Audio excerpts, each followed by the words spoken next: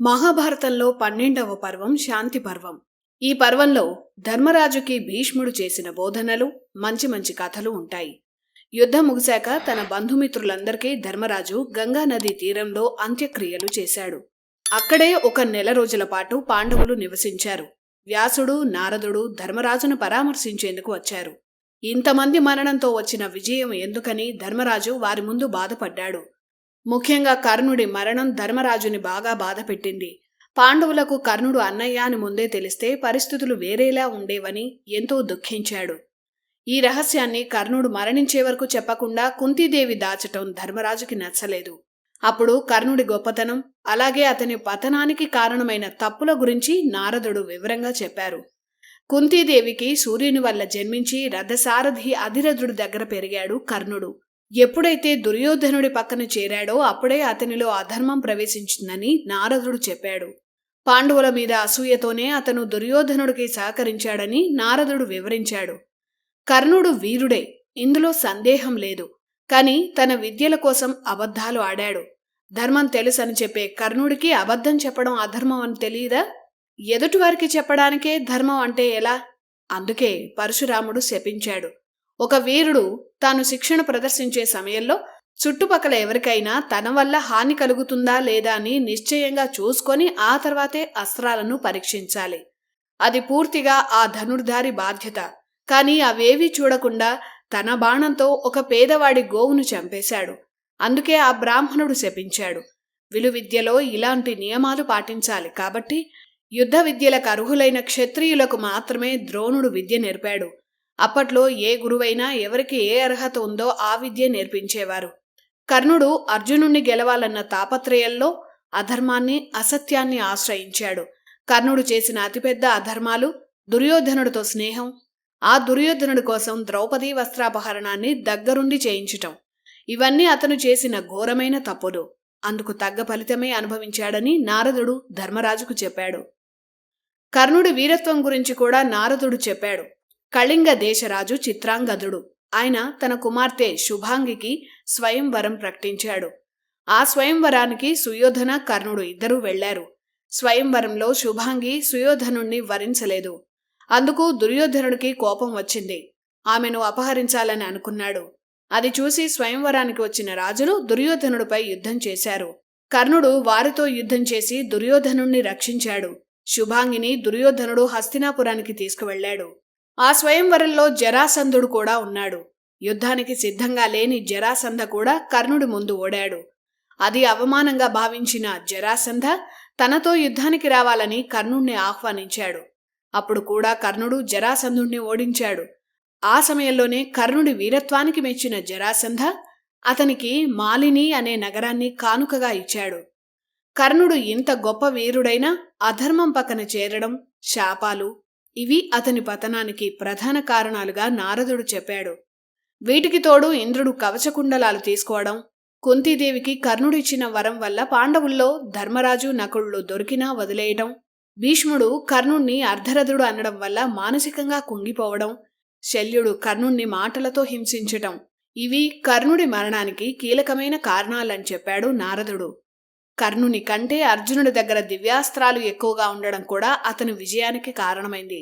ఒకవేళ కర్ణుడి జీవితంలో శాపాలు లేకుండా ఉంటే, దుర్యోధనుడి సంతోషం కోసం అధర్మాలు చేయకుండా ఉంటే, కవచకుండలాలు ఇంద్రుడు తీసుకొని వెళ్లకుండా ఉంటే అతన్ని జయించటం సాధ్యమయ్యే పని కాదని చెప్పాడు నారదుడు. కర్ణుడి వీరత్వం గురించి విన్న ధర్మరాజు తన అన్న అయిన కర్ణుణ్ణి పోగొట్టుకున్నందుకు మరింత బాధపడ్డాడు. కర్ణుడి గురించి కుంతీదేవి ముందే చెప్పనందుకు ధర్మరాజు కోపం వచ్చింది. అప్పుడే స్త్రీ జాతికి ధర్మరాజు ఒక శాపం ఇచ్చాడు. కుంతి ఈ రహస్యాన్ని దాచడం వల్లే కర్ణుడు మరణించాడు. కాబట్టి ఇకపై స్త్రీలు రహస్యాలను దాచుకోలేరని శపించాడు. ఆడవారి నోటిలో నువ్వు గింజ కూడా నానదనే నానుడి అక్కడ్నుంచే వచ్చింది. ఇవన్నీ చూసిన ధర్మరాజుకి విరక్తి కలిగింది. తన వాళ్లందర్నీ చంపడం ద్వారా వచ్చిన ఆ సింహాసనం వద్దన్నాడు ధర్మరాజు. తాను సన్యాసం స్వీకరిస్తానని తమ్ముళ్లకు చెప్పాడు. ఆ మాటలకు అర్జునుడు ధర్మరాజును ఆపాడు. దుర్యోధనుడిలా అధర్మం మనం చేయలేదని, ధర్మబద్ధంగా వచ్చిన రాజ్యాన్ని పరిపాలించటమే అసలైన ధర్మమని చెప్పాడు. పాప భారాన్ని దించుకోవడానికి అశ్వమేధ యాగం చేయాలని అర్జునుడు ధర్మరాజుకు చెప్పాడు. అలాగే ద్రౌపది, భీమ, నకుల, సహదేవులు కూడా ధర్మరాజుకి నచ్చజెప్పారు. అప్పటికీ ధర్మరాజు బాధ తగ్గలేదు. అప్పుడు శ్రీకృష్ణుడు ధర్మరాజుకి తన బాధ్యతలను వివరించాడు. అర్జునుడు చెప్పినట్టు అశ్వమేధ యాగం చేయాలని కృష్ణుడు ఆదేశించాడు. ఆ తర్వాత వ్యాసుడు చేసిన బోధనలతో ధర్మరాజు కోలుకున్నాడు. హస్తినాపురానికి ధర్మరాజు, పాండవులు బయలుదేరారు. ధర్మరాజు హస్తినాపురంలో ప్రవేశించే సమయంలో ఆ ఊరి ప్రజలంతా పండుగ జరిపారు. 16 గుర్రాలు కట్టిన రథంలో ధర్మరాజు మహారాజులా కూర్చున్నాడు. భీముడు ఆ రథాన్ని నడిపాడు. అర్జునుడు ధర్మరాజుకి తెల్లని గొడుగు పట్టాడు. నకుల, సహదేవులు వింజామరాలు వీచారు. శ్రీకృష్ణుడు, సాత్యకి, విదురుడు, కుంతి వీరంతా పాండవుల వెనక వచ్చారు. ఇలా ధర్మరాజు హస్తినాపురంలో ప్రవేశించాడు. ధర్మరాజుకి హస్తినాపుర ప్రజలు ఘన స్వాగతం చెప్పారు. ఆ సమయంలో దుర్యోధనుడు మిత్రుడైన చార్వాకుడు వచ్చాడు. చార్వాకుడు అంటే నాస్తిక సిద్ధాంతాన్ని ప్రవచించిన చార్వాకుడని చాలామంది అనుకుంటారు. అతను కాదు. ఈ చార్వాకుడు రాక్షసుడు. దుర్యోధనుడికి ఇతను మిత్రుడు. అతను ఒక బ్రాహ్మణుడు వేషంలో వచ్చాడు. బ్రాహ్మణుల తరపున తాను వచ్చానని ధర్మరాజుకు చెప్పాడు. ఇంతమంది బంధువులను, సొంతవారిని చంపిన నువ్వు రాజు ఎలా అవుతావని, నీకు మహాపాపం చుట్టుకుంటుందని ధర్మరాజుని అన్నాడు. అక్కడ ఉన్న బ్రాహ్మణులు ఇతనెవరో మాకు తెలియదని, ఇతని మాటలు మా మాటలు కావని ధర్మరాజుకు చెప్పారు. అప్పుడు ఒక మహర్షి ఈ చార్వాకుడి నిజస్వరూపం గురించి చెప్పాడు. వెంటనే అక్కడి ఋషులు ఆ చార్వాకుడిపై ఆగ్రహ జ్వాలలు కురిపించారు. ఆ జ్వాలలకు అతను భస్మమయ్యాడు. ఇంతకీ ఎవరీ చార్వాకుడు అని ధర్మరాజు కృష్ణుణ్ణి అడిగాడు. అప్పుడు కృష్ణుడు ఈ చార్వాకుడు గురించి చెప్పాడు. కృతయుగంలో చార్వాక అనే రాక్షసుడు ఉండేవాడు. అతను సకల భూతాల వల్ల భయం లేకుండా బ్రహ్మ నుంచి వరం పొందాడు. ఆ వరాన్నిచ్చిన బ్రహ్మ మునులకు, ఋషులకు ఇష్టం లేని పనులు చేయవద్దని, వారు ఆగ్రహించిన నాడు నీకు మరణం సంభవిస్తుందని చెప్పాడు. అలా బ్రహ్మ వరంతో పంచభూతాలను అదుపులో పెట్టుకుని చార్వాకుడు దేవతలను పీడించాడు. దేవతలంతా బ్రహ్మ వద్దకు వెళ్లి మొరపెట్టుకున్నారు. ద్వాపరయుగంలో చార్వాకుడు సుయోధన అనే రాజుకు మిత్రుడుగా ఉంటాడని, అతని మరణం తర్వాత చార్వాకుడు ఋషుల కోపం వచ్చేలా మాట్లాడతాడని, ఆ రోజు అతను మరణిస్తాడని చెప్పాడు. ఇది చార్వాకుడి కథ. ఆ తర్వాత అంగరంగ వైభవంగా ధర్మరాజుకు పట్టాభిషేకం జరిగింది. బంగారు సింహాసనాన్ని అతను అధిష్ఠించాడు. నగరంలో ప్రజలంతా అక్కడే ఉన్నారు. పురోహితులు అందించిన బంగారు కలశంలోని గంగా జలాన్ని ధృతరాష్ట్రుడు ధర్మరాజు మీద అభిషేకించి పట్టాభిషేకం చేశాడు. ఇలా ధర్మరాజు కురు సామ్రాజ్య సమ్రాట్ అయ్యాడు. భీముణ్ణి యువరాజుగా ధర్మరాజు నియమించాడు. విదురుడికి ప్రధానమంత్రి బాధ్యతలు అప్పజెప్పాడు. న్యాయ వ్యవహారాల మంత్రిగా సంజయుణ్ణి నియమించాడు. సైన్యానికి సంబంధించిన మంత్రిగా నకులుణ్ణి నియమించాడు. రాజ్య సంరక్షణ బాధ్యతలను అర్జునుడికి అప్పగించాడు యుధిష్ఠిరుడు. వనవాసం నుంచి పాండవులతోనే ఉన్న ధౌమ్యుడిని రాజపురోహితుడుగా నియమించాడు. చక్రవర్తికి ఆంతరంగిక సలహాదారుగా, ప్రధాన అంగరక్షకుడిగా సహదేవుణ్ణి నియమించాడు. ఎవరి సామర్థ్యానికి తగిన పదవులను వారికిచ్చాడు ధర్మరాజు. యుద్ధం తర్వాత రాజ్యంలో ప్రజల పరిస్థితులు ఎలా ఉన్నాయో పరిశీలించాలని యుయుత్స, విదుర, సంజయులను పంపించాడు. కుంతీదేవిని ద్రౌపదితో అంతఃపురానికి పంపాడు. ద్రోణ, ద్రుపద, విరాట, ప్రత్యేకంగా కర్ణ, అభిమన్యులకు పితృకర్మలు జరిపించాడు యుధిష్ఠిరుడు. వారి పేరు మీద ఎన్నో దానాలు చేశాడు. రాజ్యంలో ఏ లోటు లేకుండా పాలించేలా అన్ని సౌకర్యాలను చూడాలని అధికారులకు కఠిన ఆదేశాలు జారీ చేశాడు. భర్తలను పోగొట్టుకున్న కౌరవ సోదరుల భార్యలను, వారి పిల్లల సంరక్షణను ధర్మరాజే చూశాడు. ధర్మరాజు పాలించినంతకాలం ప్రజలకు ఏ లోటూ రానివ్వలేదు. హస్తినాపుర రాజ్యాన్ని మించింది ఆనాటికి ప్రపంచంలో ఇంకొకటి లేదు. భరత ఖండాన్ని అత్యంత ధనిక ప్రాంతంగా మార్చాడు యుధిష్ఠిరుడు. పట్టాభిషేకం జరిగిన తర్వాత శ్రీకృష్ణుణ్ణి యుధిష్ఠిరుడు ప్రత్యేకంగా సత్కరించాడు. పాండవులు ఏ భవనాల్లో నివసించారో కూడా వ్యాసభారతంలో ఉంది. భీముడు యువరాజు కాబట్టి రాజమందిరంలోనే ఉండేవాడు. హస్తినాపురంలో రాజమందిరం తర్వాత అద్భుత భవనం దుశ్శాసనుడి మందిరం. అందులో అర్జునుడుండేవాడు. కౌరవుల్లో వాస్తుకళ బాగా తెలిసిన దుర్మర్షణ, దుర్ముఖుల మందిరాల్లో నకుల, సహదేవులు నివసించారు. అంతకుముందు ధృతరాష్ట్రుడు ఎక్కడ నివసించారో ఆ సుందర భవనాన్నే అతనికి కేటాయించారు. ధృతరాష్ట్రుణ్ణి తన తండ్రి కన్నా ఎక్కువగా చూశాడు ధర్మరాజు. ధృతరాష్ట్రుణ్ణి రాజ్యానికి పెద్దగా భావించి ప్రతి నిర్ణయం ఆయనకు చెప్పే తీసుకునేవాడు. అంత గౌరవం ఇచ్చాడు. ఈ ఘట్టం తర్వాత శ్రీకృష్ణుడు, పాండవులు అంపశయ్యపై ఉన్న భీష్ముణ్ణి పరామర్శించేందుకు వెళ్లారు. భీష్ముడు అంపశయ్య మీద ఉన్న ప్రదేశానికి వెళ్లే దారిలోనే 5 మడుగులుగా ఉన్న శమంతక పంచకం ఉంది. ఆ శమంతక పంచకాన్ని శ్రీకృష్ణుడు ధర్మరాజుకు చూపించాడు. పరశురాముడు లోకంలోని రాజులందరినీ సంహరించి తన తండ్రికి ఇక్కడే రక్త తర్పణం చేశాడని కృష్ణుడు చెప్పారు. అప్పుడు ధర్మరాజుకి ఒక సందేహం వచ్చింది. అంతటి పరశురాముడు అవతార పురుషుడు ఇంత క్రూరమైన పని ఎందుకు చేయాల్సి వచ్చిందని ధర్మరాజు అడిగాడు. అప్పుడు శ్రీకృష్ణుడు పరశురాముడి కథను వివరంగా చెప్పాడు. ఈ శాంతి పర్వం అంతా మంచి మంచి కథలుంటాయి. ఓపికగా వింటే ఈ శాంతి పర్వం ఎంతో మానసిక ప్రశాంతతని ఇస్తుంది. మనసులో ఏవైనా ఒత్తిళ్లు బాధలు ఉంటే శాంతి పర్వం ఉపశమనం ఇస్తుందంటారు. శాంతి పర్వం అసలు ఉద్దేశం అదే. శ్రీకృష్ణుడు ధర్మరాజుకి పరశురాముడు గురించి చెప్పాడు. శ్రీరాముడు జన్మించినది త్రేతాయుగం చివరిలో. అంతకు కొన్ని లక్షల ఏళ్ల ముందు జహ్ను అనే రాజు ఉండేవాడు. అతని ముని మనవళ్లలో ఒకరు కుశికుడు. ఆ కుశికుడు చరిత్రలో నిలిచిపోయే కుమారుడు కోసం ఇంద్రుడికి తపస్సు చేశాడు. ఆ వర ప్రభావంతో కుశికుడికి జన్మించిన కుమారుడు కౌశికుడు. ఈ కౌశికుడికి మరో పేరు గాధి. గాధికి కుమారులు లేరు, ఒక్క కుమార్తె. ఆమె పేరు సత్యవతి. తన కుమార్తె సత్యవతిని రుచిక మహర్షికిచ్చి గాధే వివాహం చేశాడు. రుచిక మహర్షి గొప్ప తపశ్శాలి. గాధెకు గొప్ప వారసుడు దక్కాలని రుచిక మహర్షి యజ్ఞం చేశాడు. యాగఫలంగా 2 పాత్రల్లో యాగ ప్రసాదాన్ని తీసుకువచ్చి తన భార్యకిచ్చాడు. ఒక పాత్రలో ప్రసాదం సేవిస్తే క్షత్రియుల్లో అజేయుడైన కుమారుడు జన్మిస్తాడు. కనుక ఆ ప్రసాదాన్ని నీ తల్లికివ్వని భార్య సత్యవతికి చెప్పాడు రుచీకుడు. ఇక 2వ పాత్రలో ఉన్న ప్రసాదాన్ని సేవిస్తే గొప్ప మహర్షి కుమారుడుగా జన్మిస్తాడని, అందువల్ల ఆ పాత్రలో ఉన్న ప్రసాదాన్ని నువ్వు భుజించాలని సత్యవతికి చెప్పాడు రుచీకుడు. ఆ తర్వాత రుచీకుడు స్నానం కోసం నదికి వెళ్ళాడు. ఈలోపు రుచిక ఆశ్రమానికి సత్యవతి తల్లి వచ్చింది. ఆమె తన కుమార్తె సేవించాల్సిన ప్రసాదాన్ని భుజించింది. క్షత్రియుడు పుట్టే ప్రసాదాన్ని రుచిక భార్య సత్యవతి భుజించింది. అలా తారుమారైపోయాయి. స్నానం చేసి వచ్చిన రుచికుడికి జరిగింది అర్థమైంది. నీ గర్భాన మహాక్రూరుడు పెరుగుతున్నాడని, నీ తల్లి గర్భాన గొప్ప జ్ఞాని జన్మిస్తాడని సత్యవతికి చెప్పాడు రుచీకుడు. ఆ మాటకు సత్యవతి భయపడింది. నాకు పిల్లలు లేకపోయినా పర్వాలేదు, క్రూర స్వభావం ఉన్నవాడు వద్దు అని చెప్పింది సత్యవతి.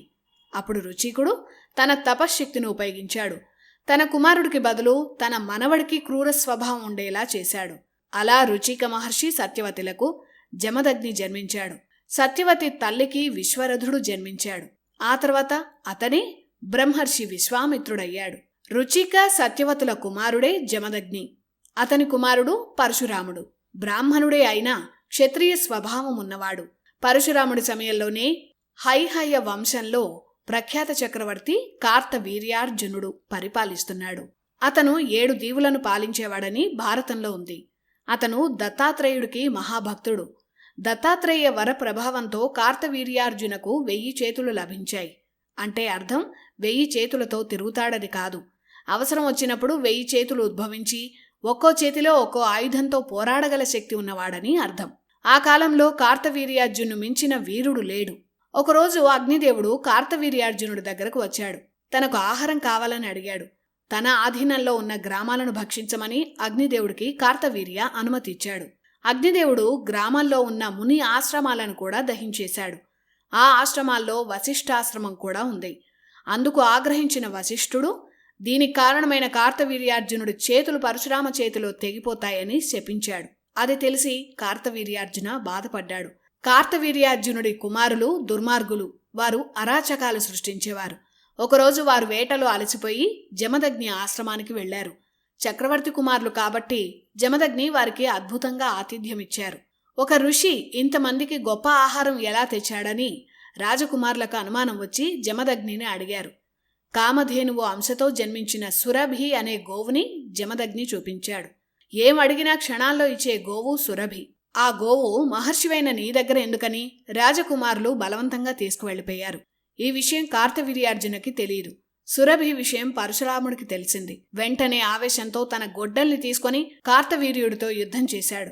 ఆ యుద్ధంలో కార్తవీర్య 1000 చేతులు నరికి అతన్ని సంహరించాడు. తన కామధేనువును తీసుకువెళ్లాడు. తండ్రిని పరశురామ చంపాడన్న కోపంతో రాజకుమారులు జమదగ్నిని చంపేశారు. జమదగ్ని మరణం పరశురామలో మరింత ఆవేశాన్ని పెంచింది. ప్రజలను కాపాడాల్సిన క్షత్రియులే రాక్షసులయ్యారని, అలాంటి క్షత్రియులను సంహరించాల్సిందేనని అనుకున్నాడు. క్షత్రియ సంహారం కోసం వచ్చిన అవతారమే పరశురామ. అలా కార్తవీర్య కుమారులతో పాటు హైహయ వంశాన్నే నాశనం చేసేశాడు. లోకంలో ఉన్న దుష్ట క్షత్రియులందరినీ సంహరించాడు. 21 సార్లు ప్రపంచంలో ఉన్న రాజులందరి మీద దండయాత్ర చేశాడు పరశురాముడు. క్షత్రియులను సంహరించిన రుధిరంతో తన తండ్రికి రక్త తర్పణం ఇచ్చాడు. ఆ తర్వాత తాను గెలిచిన రాజ్యాన్ని కశ్యపుడికి దానమిచ్చి పరశురాముడు తపస్సుకు వెళ్లిపోయాడు. అప్పటినుంచి ఈ భూమికి కాశ్యపి అనే మరో పేరు వచ్చింది. పరశురాముడు సంహరించగా మిగిలిన ఉత్తమ చక్రవర్తులకు కశ్యపుడు ఈ భూమిని ఇచ్చాడు.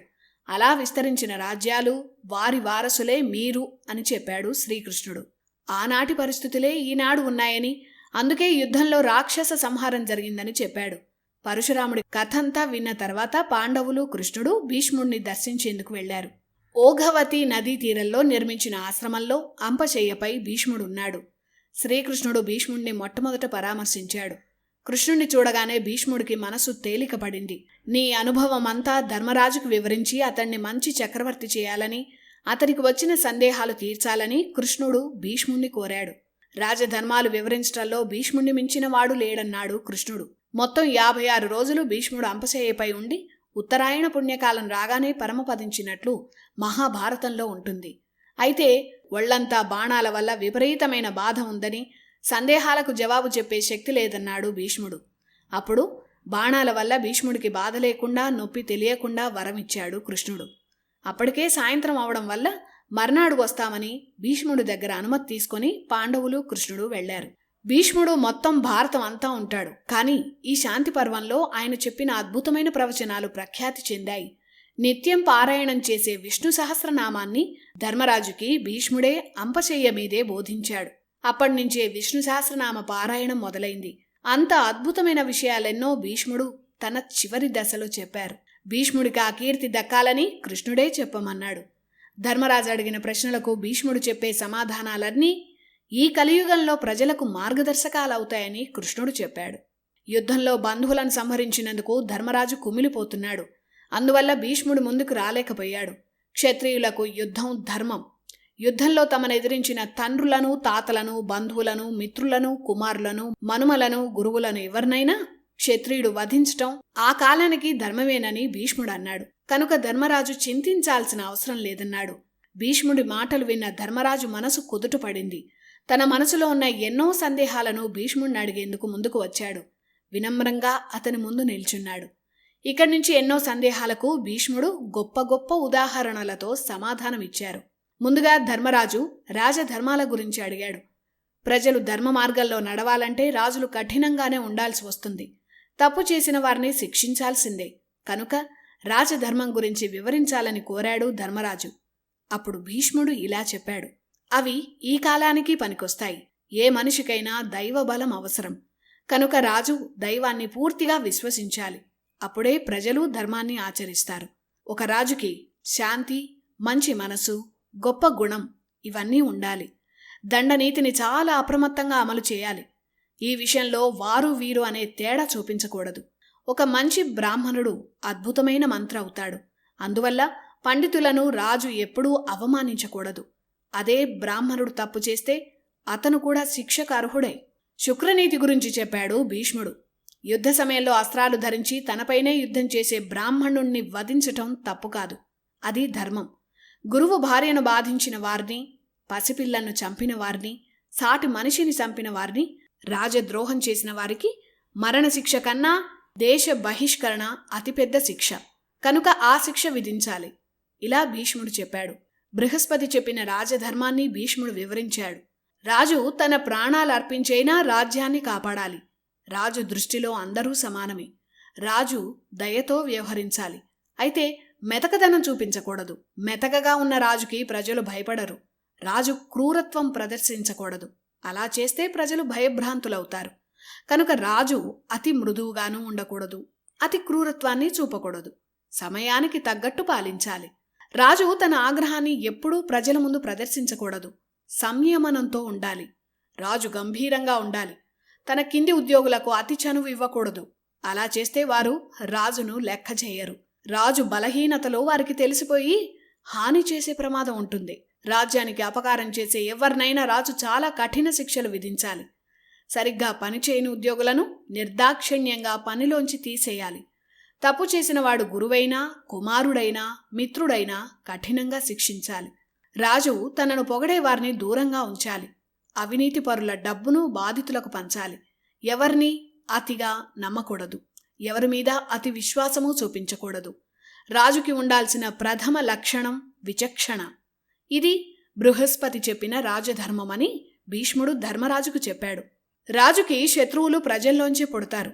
అదే అంతర్యుద్ధంగా మారి రాజ్యాలనే కూల్చేస్తుంది. అలాంటి వాటిని ముందే అరికట్టాలంటే ధర్మం తెలిసిన వారిని, అర్థశాస్త్ర నిపుణులని, స్థిరమైన వారిని, రాజాజ్ఞను గౌరవించే వారిని కొలువులో చేర్చుకోవాలి. రాజు అత్యంత పరాక్రమవంతుడై ఉండాలి, లేకపోతే రాజ్యం నిలబడదు అని శుక్రాచార్యుడు చెప్పినట్లు భీష్ముడు వివరించాడు. పరాక్రమం లేనివాడు, ప్రజలను రక్షించలేనివాడు నిరక్షరాస్యుడితో సమానమన్నాడు. ఏమీ చేయలేడు అని వదిలేసిన వాడే రేపన్నాడు పెద్ద శత్రువయ్యే అపాయం ఉంది. కనుక శత్రువు అని తెలిస్తే నిర్మూలించాల్సిందే అని రాజధర్మం చెప్పాడు భీష్ముడు. ఇలా మొదటి రోజు రాజధర్మం గురించి ధర్మరాజుకు వివరంగా చెప్పాడు భీష్ముడు. ఆ మర్నాడు మళ్లీ పాండవులు, శ్రీకృష్ణుడు భీష్ముడు దగ్గరకు వచ్చారు. అప్పుడు ధర్మరాజు ఎన్నో సందేహాలను, రాజధర్మాలను భీష్ముడిని అడిగాడు. కృతయుగంలో ధర్మాన్ని ప్రజలంతా పాలించారు. అందువల్ల ఆ కాలంలో ప్రజలకు ఎవరి రక్షణ అవసరం లేకపోయింది. తర్వాతి కాలంలో ప్రజల్లో ఇది నాది అనే అహంకారం పెరిగింది. ఎప్పుడైతే నాది అనే అహంకారం వస్తుందో అది దక్కించుకోవడానికి అణచివేతలు, క్రూర మార్గాలు, నేరాలు పెరుగుతాయి. యుగాలు మారిన కొద్దీ ఒకరి మీద ఒకరికి మదం, మత్సరం, ద్వేషం పెరిగింది. వేదాల్లో ఎలా బతకాలో ఉంటుంది. అహంకారంతో ఉన్న ప్రజలు తమకు ఒకరు చెప్పేదేంటని జీవన మార్గాన్ని బోధించే వేదాన్ని నిర్లక్ష్యం చేశారు. ద్వాపరయుగం నాటికి ఇది పెరిగింది. కలియుగంలో ప్రజల ప్రవర్తన మాటల్లో చెప్పలేనంత దారుణంగా ఉంటుంది. ప్రజలు ధర్మం తప్పినప్పుడు అధర్మమే పాలిస్తుంది. అలాంటి ఒక సమయంలో దేవతలు బ్రహ్మ దగ్గరకు వెళ్లి భూమి మీద మనుషుల ప్రవర్తన, పరిస్థితుల గురించి వివరించారు. అప్పుడు వేదాలు చదవలేని ప్రజల కోసం ఒక నీతి శాస్త్రాన్ని బ్రహ్మ రచించాడు. ఆ నీతి శాస్త్రమే రాజనీతి శాస్త్రం. ఆ గ్రంథంలో రాజు, మంత్రి, కోట, ధనం దాచే కోశాగారం, వార్తల సేకరణ, తప్పు చేసిన వారికి దండనీతి, మిత్రులు, శత్రువులు, సంధి చేసుకోవడం, రాజతంత్రాలు, ధర్మం, అర్థం, కామం, మోక్షం అనే 4 పురుషార్థాలు, వీటన్నిటినీ రాసి ప్రజలు ఎలా ఉండాలో చెప్పాడు. అంటే ఒక సిస్టమ్ని బ్రహ్మ ఏర్పరిచాడు. ఈ కథంతా భీష్ముడు ధర్మరాజుకు చెప్పాడు. కాలక్రమేణా ఆ రాజనీతి శాస్త్రంలో మార్పులు చేర్పులు జరుగుతూ వచ్చాయి. దేవేంద్రుడు, బృహస్పతి, శుక్రాచార్య ఆ నీతి శాస్త్రంలో కాలానికి తగ్గట్టు మార్పులు చేశారు. అప్పటి రాజ్యాంగం ప్రకారం ప్రజలను పరిపాలించేందుకు, ప్రజలకు ఈ వ్యవస్థను అలవాటు చేసేందుకు శక్తివంతమైన చక్రవర్తి కావలసి వచ్చాడు. అప్పుడు విష్ణువే పృథు మహారాజుగా అవతరించాడు. విష్ణువు 21 అవతారాల్లో ఇది ఒక అవతారం. భూమినంతటినీ వ్యవస్థగా మార్చిన మొట్టమొదటి చక్రవర్తి పృథు. అతని పేరు మీదే భూమికి పృథ్వీ అనే పేరు వచ్చింది. అతను ధర్మాన్ని స్థాపించాడని భీష్ముడు పృథు అవతారం గురించి చెప్పాడు. అంతకుముందున్న రాజరిక వ్యవస్థ అస్తవ్యస్తంగా ఉండేది. అరాచకాలు ఎక్కువగా ఉండేవి. పృథు చక్రవర్తి వచ్చాక ఒక సిస్టమ్ ఏర్పడింది. ఇంకా భీష్ముడు ఇలా చెప్పాడు. ప్రజలను రక్షించేందుకు క్షాత్రం చేసేవాడే క్షత్రియుడయ్యాడు. ప్రజలను రంజింపజేసేవాడు గనుక రాజు అనే పేరు వచ్చింది. ఒక రాజ్యాన్ని రక్షించే మంచి రాజును ఆ ప్రజలు దేవుడితో సమానంగా చూస్తారని భీష్ముడు ధర్మరాజుకు చెప్పాడు. ఒక రాజు తమకు న్యాయం చేస్తాడని, తమ ఆర్థిక శక్తిని పెంచుతాడని, తమను అభివృద్ధి పథంలో నడిపిస్తారని ప్రజలు అనుకుంటారు. మనిషి తన జీవితంలో ఏ వయసులో ఎలా ఉండాలో భీష్ముడు చెప్పాడు. అవి ఈ కాలానికి కూడా పనికొస్తాయి. బ్రహ్మచర్యంలో ఉండేవారు గురువులకు సేవ చేయాలి, శాస్త్రాలను అధ్యయనం చేయాలి. బ్రహ్మచర్యం లేదా విద్యార్థి దశలో ఉన్నవారికి బాహ్య అలంకారాల మీద ఆసక్తి ఉండకూడదు. ఇవే చెడును పెంచుతాయి. ఏ కాలంలోనైనా విద్యార్థులు ఎలా ఉండాలో చెప్పాడు భీష్ముడు. ఆ కాలంలో బ్రహ్మచారులు భిక్ష ద్వారా తమ ఆహారాన్ని సంపాదించుకునేవారు. ఎంత రాజకుమారుడైనా భిక్షకు వెళ్లాల్సిందే. దీనివల్ల ఆ విద్యార్థిలో ఉండే అహంకారం నశిస్తుంది. అలాగే ఆహారం మీద గౌరవం పెరుగుతుంది. బ్రహ్మచారికి ఎవరి మీద ప్రేమ కానీ ద్వేషం కానీ ఉండకూడదు. బ్రహ్మచారిగా ఉన్నప్పుడు అంటే టీనేజ్లో తల్లిదండ్రులు, గురువు నేర్పే సంస్కారాలు బట్టే విద్యార్థి భవిష్యత్ ఉంటుంది. బ్రహ్మచర్యం తర్వాత వివాహమవుతుంది కనుక గృహస్థు అవుతాడు. గృహస్థు తన భార్యను తనలో సగభాగంగా భావించాలి. సంప్రదాయాలను పాటించాలి. అతిథులు వస్తే వారి ఆకలి తీర్చాలి లేదా వారికి దానం చేయాలి. తమ వారసులకు సంస్కృతి సంప్రదాయాలు నేర్పడం గృహస్థు ప్రధాన బాధ్యత. అలాగే కుటుంబానికి ఏ ఇబ్బంది రాకుండా సంపాదించడం కూడా గృహస్థు బాధ్యతే. వృద్ధాప్యం అంటే రిటైర్మెంట్. దీన్నే వానప్రస్థం అంటారు. అసలు వానప్రస్థంలో ఇంట్లోనే ఉండకూడదని భీష్ముడు చెప్పాడు. ఒకప్పుడు వానప్రస్థంలో అరణ్యాలకు వెళ్లి తపస్సు లేదా భగవంతుని ధ్యానంలో శేష జీవితం గడిపేవారు. లేదా తీర్థయాత్రల్లోనే గడిపి తనువు చాలించేవారు. ఇదే శాస్త్రం చెప్తోంది. ఒక దశ దాటాక తన వారసులకు బాధ్యతను అప్పగించాలి. వయసు మీద పడిన తర్వాత బంధనాలు తెంపుకోవాలి. వ్యామోహాలతో వచ్చే మరణం మంచి మరణం కాదని భీష్ముడే కాదు, భగవద్గీతలో కృష్ణుడు కూడా చెప్పాడు. వానప్రస్థంలో మాన అవమానాలను పూర్తిగా వదిలేయాలి. అంటే ఎవరేమన్నా పట్టించుకోకూడదు. ఇంద్రియ నిగ్రహం పాటించాలి. ఇది ఆహారం విషయంలో కూడా వర్తిస్తుంది. అలంకారాలను వదిలివేయాలి. వేదాధ్యయనం చేయాలి లేదా భగవంతుని ధ్యానంలో ఉండాలి. అంతే తప్ప తమ వారసులపై అధికారం చెలాయించాలని చూడకూడదు. ఆ వయసులో సజ్జనులతో గోష్ఠి, అలాగే మనవలకు చెప్పడం ఇది వారి బాధ్యత. ఇక చాలామందికి వానప్రస్థం తర్వాత జీవితంలో చిట్ట చివరి ఘట్టం సన్యాసం. అంటే మరణాన్ని కూడా ఆనందంగా ఆహ్వానించేందుకు మన శరీరాన్ని సిద్ధం చేసుకునే ఘట్టం. ప్రస్తుతం మరణించే వరకు అందరూ తమ శరీరాలపై వ్యామోహంతోనే ఉంటున్నారు. ద్వాపరయుగం వరకు అందరూ ఈ సన్యాసాన్ని పాటించేవారు. ఆఖరికి ధృతరాష్ట్రుల్లాంటివాడు కూడా చివరి దశలో సన్యాసం స్వీకరించాడు. సన్యాసి ఒక ప్రదేశంలో ఉండడు. ఆకలి వేసినప్పుడు దొరికింది తింటాడు. రాత్రి సమయంలో ఎక్కడో చోట నిద్రిస్తాడు. సన్యాసి అగ్ని కార్యాలు చేయవలసిన అవసరం కూడా లేదు. తనకు తానుగా ఏమీ కోరుకోకూడదు. ఇచ్చింది తీసుకోవాలి. ఇంద్రియ నిగ్రహం పాటించాలి. సహనం, వినయం ఉండాలి. ఇలా బ్రహ్మచర్యం, గృహస్థు, వానప్రస్థం, సన్యాసం ఈ 4 ధర్మాలు ఎవరు పాటిస్తారో వారి జీవితం ఆనందంగా సుఖంగా ఉంటుంది. కనుక జీవితాంతం తానే చక్రవర్తిగా ఉండాలన్న భావన వీడి ఈ 4 ఆశ్రమాలను పాటించాలని ధర్మరాజుకి భీష్ముడు చెప్పాడు. దీనికి సంబంధించి ఒక కథను భీష్ముడు ధర్మరాజుకు చెప్పాడు. సూర్యవంశంలో రాముడి కంటే ముందు మాంధాత అనే రాజు ఉండేవాడు. అతను తపస్సు చేసి ఇంద్రుణ్ణి ప్రసన్నం చేసుకున్నాడు. తనకు ఈ సంసారం మీద విరక్తి కలిగించి భిక్షుక వృత్తి మీద ఆసక్తి కలిగించాలని కోరాడు. అప్పుడు ఇంద్రుడు మాంధాతతో ఇలా అన్నాడు: మహారాజా, అన్ని ధర్మాల్లో రాజధర్మం గొప్పది. గొప్ప చక్రవర్తికి ఉత్తమ గతులు ప్రాప్తిస్తాయి అన్నాడు. అందువల్ల నువ్వు భిక్షువు కావాల్సిన అవసరం లేదని ఇంద్రుడు మాంధాతకు చెప్పాడు. ప్రజలను రక్షించటం, యుద్ధంలో మరణం ఇవన్నీ ఏ కొద్దిమందికో లభించే క్షత్రియ ధర్మం. భిక్షుక వృత్తి రాజధర్మం కాదు. అందువల్ల ధర్మబద్ధంగా పాలించాలని ఇంద్రుడు మాంధాతకు చెప్పాడు. అంటే ఎవరికి సరిపోయే పని వారు చేయాలని అర్థం. ప్రజలను కాపాడే శక్తి ఉన్న రాజు భిక్షాటన చేసి వేదాంతం చెప్పకూడదని ఇంద్రుడు నిక్కచ్చిగా చెప్పాడు. ఒక రాజ్యం లేదా దేశం అద్భుతంగా ఉండడానికి, నాశనం కావడానికి కారణాలను భీష్ముడు అద్భుతంగా చెప్పాడు. ఇవి ఈ కాలానికి కూడా సరిగ్గా సరిపోతాయి. ఒక దేశానికి లేదా రాజ్యానికి చక్రవర్తి లేకపోతే ఆ దేశం అరాచకాలకు కేంద్రమవుతుంది. ప్రజలు ధర్మం తప్పుతారు. దొంగతనాలు, దోపిడీలు, అత్యాచారాలు రోజు జరుగుతాయి. సరైన నాయకుడు లేని వ్యవస్థ అస్తవ్యస్తమవుతుంది. వ్యవసాయం, వ్యాపారం అన్నీ నాశనమవుతాయి. రాజాజ్ఞను పాలించటం ప్రజల కర్తవ్యం. ప్రజలే రాజును గౌరవించినప్పుడు శత్రువులకు ఆ దేశం చులకనవుతుంది. రాజులేని రాజ్యం నీరులేని చెరువు లాంటిది అని భీష్ముడు చెప్పాడు. ఒక రాజ్యాన్ని శత్రువుల నుంచి ఎలా కాపాడాలి అని ధర్మరాజు భీష్ముడిని అడిగాడు. ఆ సందేహానికి భీష్ముడు ఇలా సమాధానం చెప్పాడు: రాజు ముందు తనను తాను గెలవాలి. అప్పుడే శత్రువుని గెలవగలడు. తనను తాను గెలవడం అంటే తనలోని కామక్రోధ మదమాత్సర్యాలను గెలవాలి. అరిషడ్వర్గాలను గెలిచిన రాజు ఎలాంటి శత్రువులనైనా గెలవగలడు. రాజు తన రాజ్యంలో సరిహద్దులను, జనం ఎక్కువగా తిరిగే ప్రాంతాల్లో కోటలను, అంతఃపురాల్లో భద్రత పెంచాలి. రాజ్యంలో, శత్రురాజ్యాల్లో గూఢచారులను నియమించాలి. ఒకవేళ రాజు తాను బలం లేనివాడైతే ఆ విషయాన్ని శత్రురాజులు పసిగట్టకముందే బలవంతుడైన మిత్రరాజుతో సంధి చేసుకోవాలి. అవసరమైతే శత్రురాజుకు కప్పం కట్టైనా తన రాజ్యాన్ని రక్షించుకోవాలి. శత్రురాజు అప్రమత్తంగా లేనప్పుడు అతడి మీద దాడి చేయడం రాజధర్మమే. అందులో తప్పులేదు. విషప్రయోగాలు, అగ్నిని ప్రయోగించి కాని శత్రు రాజ్యాన్ని నాశనం చేయడం రాజధర్మమే అన్నాడు భీష్ముడు.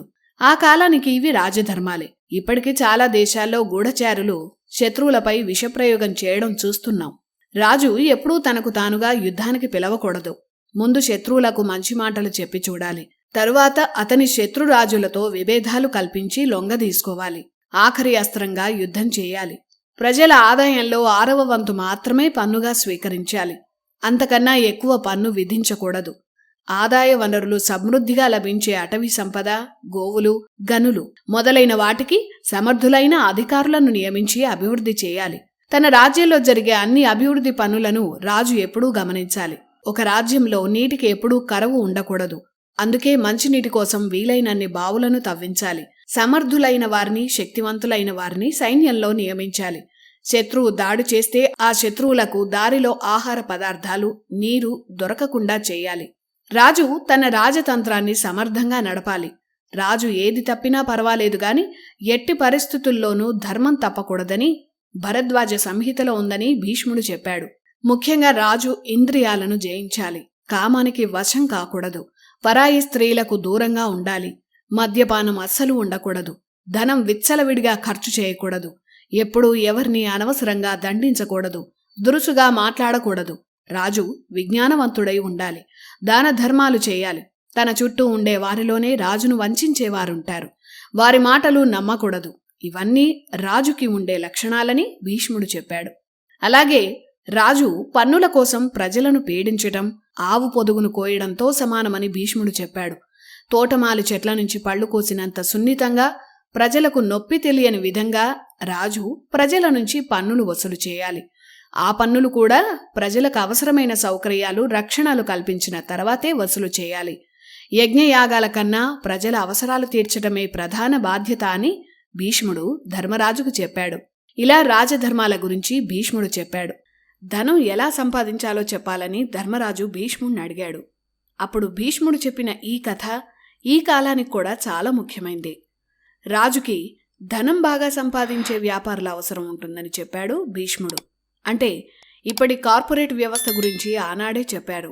అయితే ధనం బాగా సంపాదించే వ్యక్తులను చూసి ప్రజలు ఎప్పుడూ ఈర్ష్యపడుతూనే ఉంటారని, అతనికి హాని చేయాలని కొందరు ప్రయత్నిస్తారని ఆనాడే చెప్పాడు భీష్ముడు. ప్రస్తుత కాలంలో మనం ఇవన్నీ చూస్తూనే ఉన్నాం. ధనం సంపాదించి రాజ్యానికి ఉపయోగపడే వ్యాపారులను కాపాడాల్సిన బాధ్యత రాజుదేనని భీష్ముడు ధర్మరాజుకు చెప్పాడు. దీనికి ఉదాహరణగా ఒక కథను చెప్పాడు. పూర్వం కాలక వృక్షీయ అనే ముని ఉండేవాడు. ఆ ముని ఒక కాకిని ఒక పంజరంలో పెట్టాడు. ఆ కాకి త్రికాలవేది అని, భవిష్యత్తును చెప్పే శక్తి ఉందని అందరికీ చెప్పాడు. ఆ కాకిని తీసుకొని ఆ ముని కోసల దేశ చక్రవర్తి క్షేమదర్శి దగ్గరకు వెళ్ళాడు. మహారాజా, నువ్వు ధనం విషయంలో నిర్లక్ష్యంగా ఉన్నావు కనుక నీకు ఆపద వచ్చే ప్రమాదం ఉందని ఆ ముని క్షేమదర్శిని హెచ్చరించాడు. నీ చుట్టూ ఉంటూ నీకు ద్రోహం చేసే వాళ్లను ఈ కాకి పట్టిస్తుందని ముని చెప్పాడు. ఆ ఋషి మాటలను గౌరవించాడు చక్రవర్తి. అతనికి ఆతిథ్యమిచ్చాడు. ఆ రోజు రాత్రి కొందరు రాజ ఉద్యోగులు ఆ కాకిని చంపేశారు. ఆ మర్నాడు కాలక వృక్షీయ ముని చక్రవర్తి సభలో అన్ని విషయాలు చెప్పాడు. ఈ ఋషి కాలక వృక్షీయ చక్రవర్తి తండ్రికి మంచి మిత్రుడు.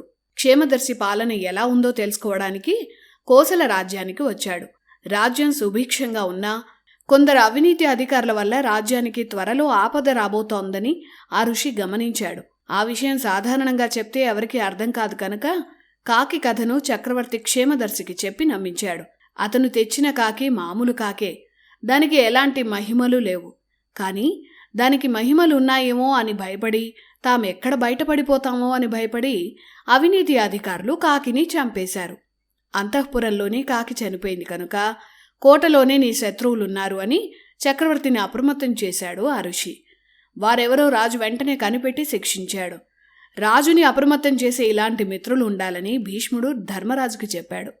ఆ తర్వాత ధర్మరాజు ఒక మంత్రి ఎలా ఉండాలి అని భీష్ముడిని అడిగాడు. అప్పుడు భీష్ముడిచ్చిన సమాధానం ఇది: మంత్రి జ్ఞానవంతుడై ఉండాలి. ప్రజలకు బంధువులా అనిపించాలి. ఏ పని అప్పచెప్పినా అసాధ్యాన్ని కూడా సుసాధ్యం చేయగలిగే శక్తి, తెలివితేటలు ఉండాలి. మంత్రి ధైర్యవంతుడు, శౌర్యవంతుడు అయి ఉండాలి. మంత్రికి క్రూర స్వభావం ఉండకూడదు.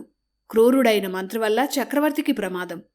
రాజు అంటే భక్తి, స్నేహం, ప్రేమ మంత్రికి ఉండాలి. ఒకవేళ రాజు మంత్రిపై కోపం ప్రదర్శించినా సంయమనంతో మంత్రి ఉండాలి. నిజానిజాలను నెమ్మదిగా రాజుకు వివరించే ప్రయత్నం చేయాలి. తన లోపాలను మంత్రి బయటపడనీయకూడదు. ఇతరుల లోపాలను మాత్రం వెంటనే కనిపెట్టి రాజుకు చెప్పాలి. ఈ లక్షణాలున్నవాడే మంత్రిగా ఉండడానికి అర్హుడని భీష్ముడు చెప్పాడు. ఈ కాలానికి కూడా నాయకులకు పనికి వచ్చే విషయాలివి. అలా శిక్షలు వేసే క్రమంలో పేద ధనిక అనే భేదం చూపించకూడదు. తప్పు ఎవరు చేసినా తప్పే అన్నాడు భీష్ముడు. అయితే ఉరిశిక్ష, ఆస్తులు జప్తు లాంటి కఠినమైన శిక్షలు వేసేటప్పుడు మాత్రం 1కి 2 సార్లు విచారణ చేయాలని చెప్పాడు. వేరే రాజ్యం నుంచి వచ్చిన దూతను బంధించడం మహాపాపం అన్నాడు భీష్ముడు. అలాగే ఒక దూతకుండాల్సిన లక్షణాలను వివరించాడు. దూత బాగా భాష తెలిసినా ఆ భాషను తప్పులు లేకుండా స్పష్టంగా పలకగలిగిన విజ్ఞానవంతుడై ఉండాలి. దూతలో ఒక్క లోపం కూడా ఉండకూడదు. చెప్పాల్సిన విషయాన్ని లౌక్యంగా, నేర్పుతో పని జరిగేట్టుగా చెప్పాలి. దూతకు కార్యదక్షత, సమయస్ఫూర్తి రెండూ ఉండాలి. సైన్యాధ్యక్షుడికి ఉండాల్సిన లక్షణాలను భీష్ముడు ఇలా చెప్పాడు. సైన్యాధ్యక్షుడికి అన్ని వ్యూహాల గురించి అవగాహన ఉండాలి.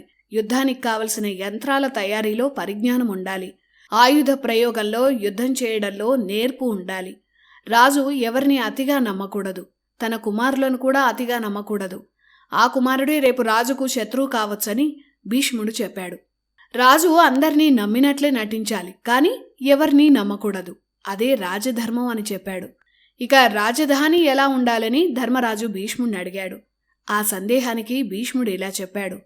కోట చుట్టూ లోతైన కందకం ఉండాలి.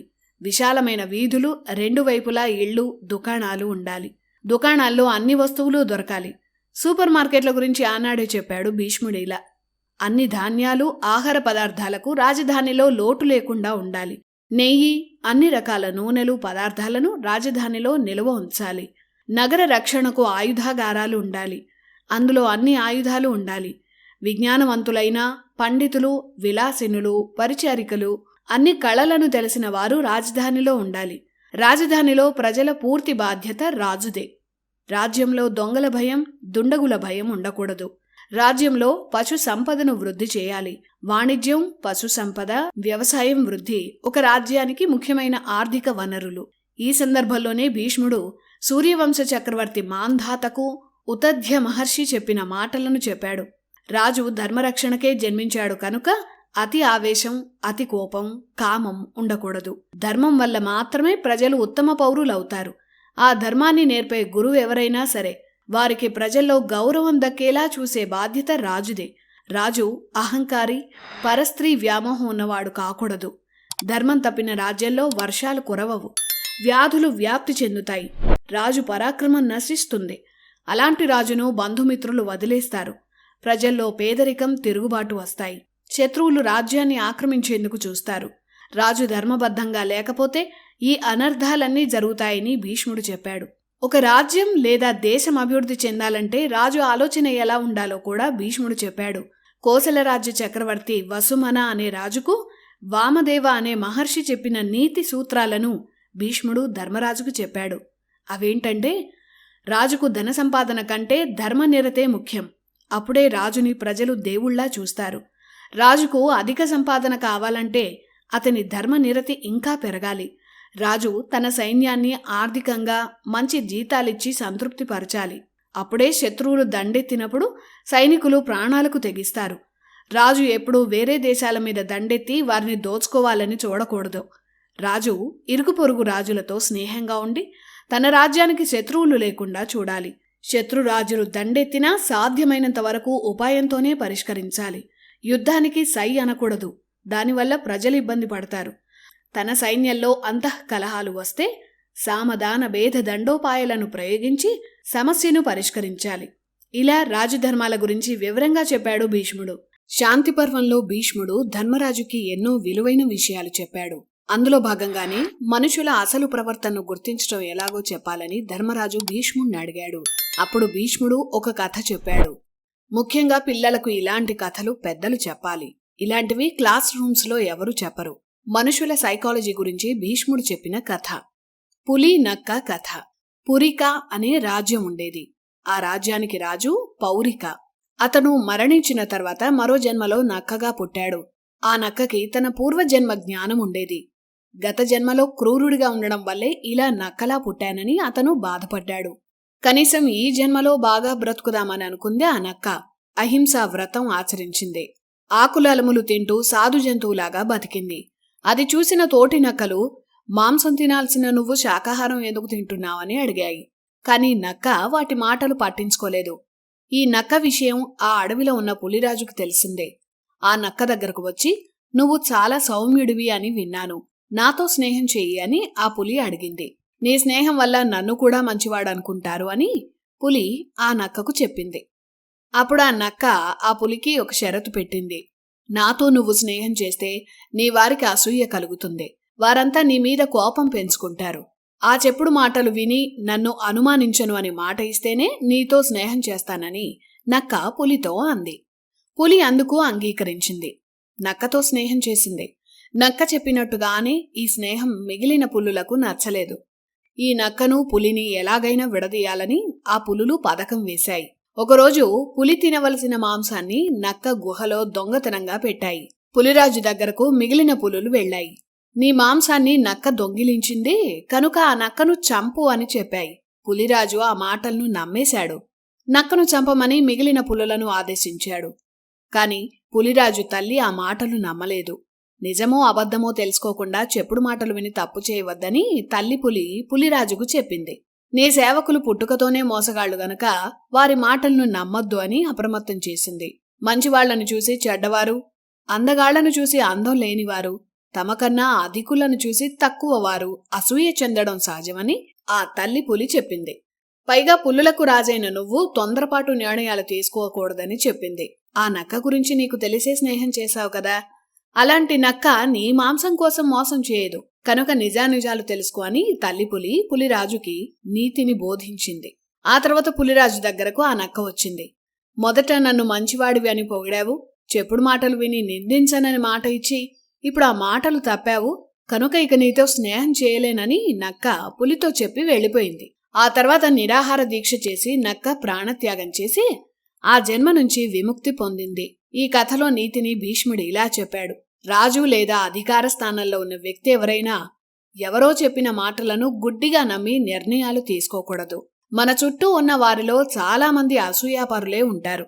వారు స్నేహాలు బంధుత్వాల మధ్య మాటలతోనే చిచ్చు పెడతారు కనుక కేవలం మాటలు విని అవి తప్పో ఒప్పో తెలుసుకోకుండా నిర్ణయాలు తీసుకోకూడదన్నాడు భీష్ముడు. ధర్మరాజు మరో సందేహం అడిగాడు. రాజు బలహీనుడయ్యి శత్రువు బలంగా ఉంటే ఎలా యుద్ధంలో గెలవగలడు అని అడిగాడు. అప్పుడు మరో కథ చెప్పాడు భీష్ముడు. ఒకసారి సముద్రుడు నదులతో సమావేశమయ్యారు. నదులు ఉధృతంగా ఉప్పొంగి ప్రవహించే సమయంలో మహావృక్షాలు కూడా కూకటి వేళ్లతో కూలిపోతాయి. కాని గట్టున ఉన్న గడ్డి దుబ్బలు మాత్రం అలాగే ఉంటాయి. దీనికి కారణం ఏమిటని సముద్రుడు నదులను అడిగాడు. గట్టున ఉన్న వృక్షాలు నిటారుగా పొగరుగా నిలబడతాయి కనుక అవి కొట్టుకుపోతాయి. కాని గడ్డి దుబ్బలు మాత్రం ప్రవాహానికి తల వంచి ప్రవాహం తగ్గగానే తలెత్తుతాయి కనుక అవి సురక్షితంగా ఉంటాయని నదులు సముద్రుడికి చెప్పాయి. ఎక్కడ నెగ్గాలో కాదు ఎక్కడ తగ్గాలో తెలిసిన వాడే ధన్యుడు అన్న డైలాగ్ ఇక్కడి నుంచి వచ్చిందే. బలహీనుడైన రాజు తన బలాన్ని శత్రువుతో రాజీకి ప్రయత్నించాలి. అది కుదరకపోతే అదును దొరికే వరకు నిరీక్షించి దాడి చేయాలని చెప్పాడు భీష్ముడు. అంతే తప్ప మూర్ఖంగా ప్రవర్తించకూడదని చెప్పాడు. ఇక ఎవరికి ఉన్నత పదవులు ఇవ్వాలి, ఒకవేళ అలాంటి అర్హత ఉన్న వ్యక్తులను ఎలా గుర్తించాలి అని ధర్మరాజు భీష్ముడిని అడిగాడు. అప్పుడు చక్కటి కథతో సమాధానం చెప్పాడు భీష్ముడు. పూర్వం ఒక అడవిలో ఒక ముని తపస్సు చేసుకుంటూ ఉండేవాడు. అతని ఆశ్రమంలో సాధు జంతువులు క్రూర జంతువులు కూడా తిరుగుతూ ఉండేవి. ఆ మునితో ఎప్పుడూ ఒక కుక్క ఉండేది. ఒకసారి ఒక పులి ఆ కుక్క మీద దాడి చేయాలని చూసింది. ఆ కుక్క ముని వెనుక దాక్కుంది. అప్పుడు ఆ ముని ఆ కుక్కను పులిగా మార్చాడు. అది చూసి అసలు పులి భయంతో పారిపోయింది. ఇంకోసారి ఏనుగు కుక్క మీద దాడి చేసింది. అప్పుడు ఆ ముని ఆ కుక్కని ఏనుగుగా మార్చి కాపాడాడు. ఇలా ఏ జంతువు దాడి చేస్తే ఆ జంతువుగా మార్చేసేవాడు ఆ ముని. అది చూసిన కుక్క, నా మీద జాలితో ఈ ముని ఈ విధంగా నన్ను మారుస్తున్నాడు, రేపన్నాడు మరో జంతువుని తాను అభిమానించి ఆ జంతువుకి ఇలాంటి దివ్యశక్తులే ఇస్తే తన గతేం కాను అనుకుంది. కనుక ఈ మునిని చంపేస్తే ఏ గొడవ ఉండదనుకుంది. కుక్క చేసిన కుట్రను ఆ ముని దివ్య జ్ఞానంతో తెలుసుకున్నాడు. ఎప్పటికైనా కుక్క కుక్కే అనుకున్నాడు. దాని శక్తులన్నింటినీ ఉపసంహరించాడు. ఇక మరో జంతువుగా మారే శక్తి ఆ కుక్కకు పోయింది. కనుక దుష్టులకు, చెడు ఆలోచనలు ఉన్న వారిని ముందే గమనించి వారికి ఉన్నత పదవులు ఇవ్వకుండా దూరంగా ఉంచాలని భీష్ముడు ధర్మరాజుకి ఈ విధంగా చెప్పాడు. యోగ్యత, మేధస్సుని బట్టి మాత్రమే ఉన్నత, మధ్య, హీన పదవులను ఇవ్వాలని భీష్ముడు సలహా ఇచ్చాడు. ధైర్యం, నిజాయితీ, భక్తి, మేధస్సున్నవాడే తక్కువ కులస్థుడైనా సరే గొప్ప పదవి ఇచ్చి గౌరవించాలని భీష్ముడు చెప్పాడు.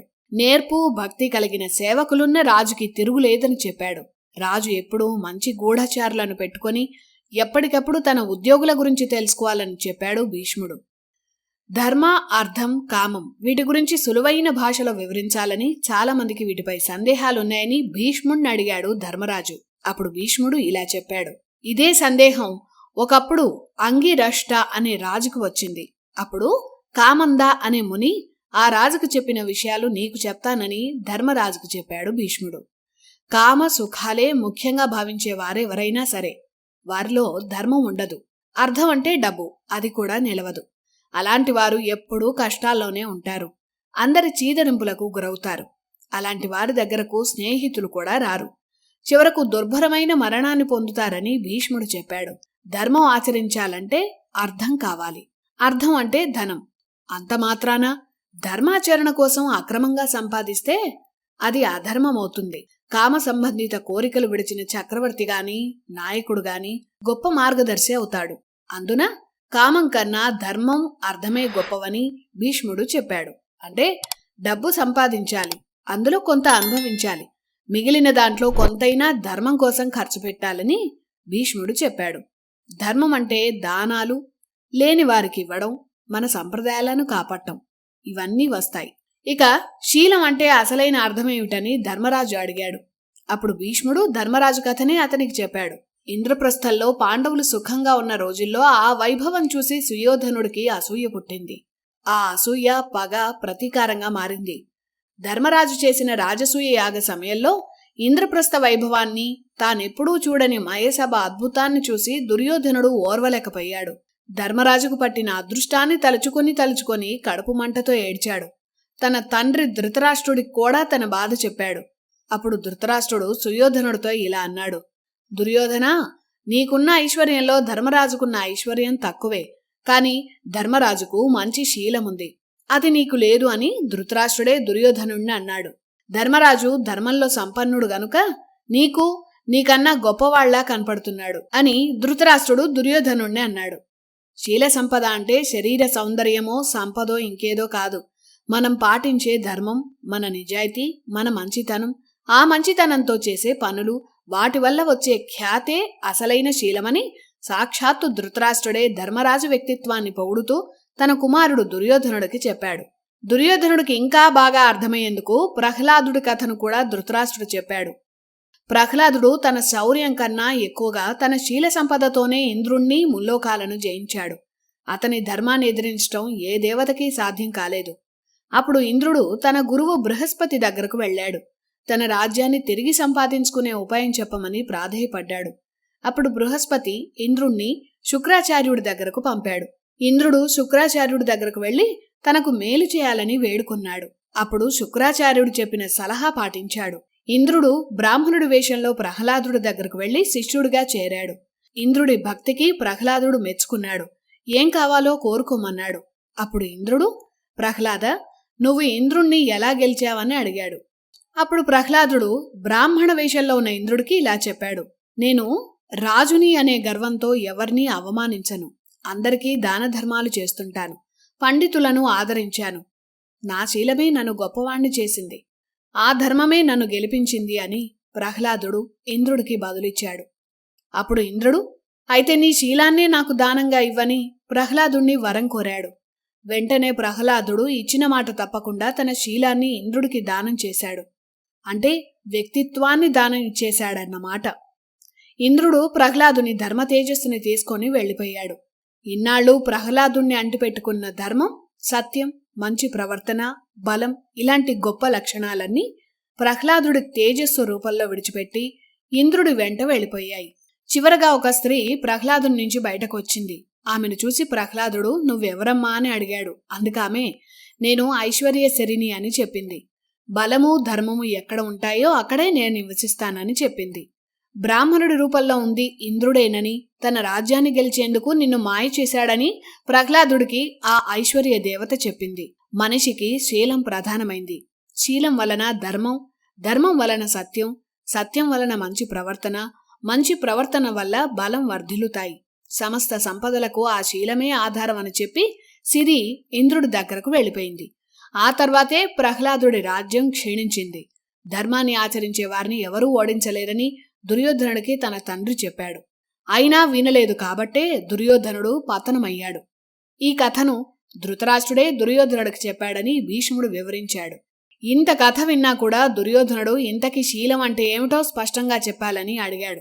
త్రికరణ శుద్ధిగా ఉండడం, ఎలాంటి ద్రోహ చింతన లేకుండా ఉండడం, అందర్నీ సమానంగా చూడటం, చెడు పనులు చేయకుండా ఉండడం, ఇతరులకు హాని చేయకుండా ఉండడం, అందరికీ ఇష్టమైన పనులు చేయడం, ఇలాంటి నడవడికను శీలం అంటారని దుర్యోధనుడికి ధృతరాష్ట్రుడు చెప్పాడు. శీలం ఉన్నవాడికి అపజయం ఉండదని కూడా చెప్పాడు. ధృతరాష్ట్రుడికి దుర్యోధనుడికి జరిగిన ఈ సంభాషణని భీష్ముడు ధర్మరాజుకు చెప్పాడు. ఎప్పుడూ నీ ధర్మాన్ని తప్పవద్దని ధర్మరాజుకి సలహా ఇచ్చాడు భీష్ముడు. ఇలా శాంతి పర్వంలో ధర్మరాజు సందేహాలకు భీష్ముడు మంచి మంచి కథలతో బదులిచ్చాడు. మనిషి ఎలా బతకాలో తెలుసుకోవాలంటే మహాభారతంలో ఈ శాంతి పర్వాన్ని చదివితే చాలు. చాలా విషయాలు మనకు అర్థమవుతాయి. భీష్ముడు ధర్మరాజుకి ఇంకెన్ని మంచి విషయాలు చెప్పాడో నెక్స్ట్ ఎపిసోడ్లో తెలుసుకుందాం.